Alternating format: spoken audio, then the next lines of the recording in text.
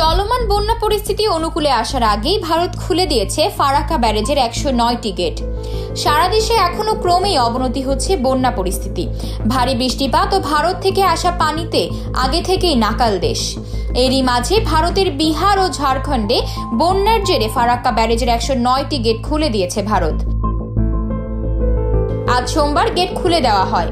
এতে একদিনে বাংলাদেশে ঢুকবে 11 লাখ কিউসেক পানি। বাঁধ খুলে দেওয়ায় বন্যার আশঙ্কা তৈরি হয়েছে পশ্চিমবঙ্গের মুর্শিদাবাদ সহ বাংলাদেশেও। বন্যা পরিস্থিতি ও পাহাড়ি ঢলের বিষয়ে আগে থেকে বাংলাদেশকে তথ্য দেওয়া হচ্ছে বলে ভারতের পক্ষ থেকে দাবি করা হয়েছে। সোমবার ব্যারেজ কর্তৃপক্ষ জানায়, প্রতিবেশী দুই রাজ্যে বন্যার জেরে পানির চাপ বেড়েছে। তবে স্বস্তির বিষয়, এখনো নেপাল থেকে পাহাড়ি ঢল নামেনি। ফারাক্কা ব্যারেজ এলাকায় পানি বিপদসীমার 77.34 মিটার উপর দিয়ে বইতে থাকায় বাধ্য হয়ে গেট খুলতে হচ্ছে।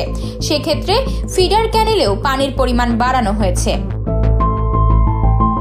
ফারাক্কা ব্যারেজের জেনারেল ম্যানেজার আর দেশপান্ডে বলেন, ফারাক্কা ব্যারেজ কর্তৃপক্ষ সবসময় অ্যালার্ট রয়েছে, প্রতি মুহূর্তে নজর রাখা হচ্ছে।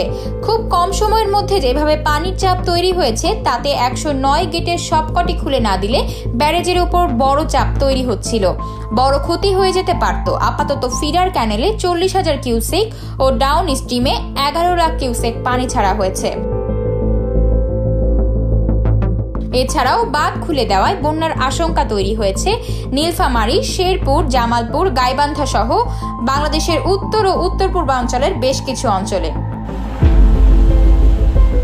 আতকিয়া মাইমুনা, বার্তা 24।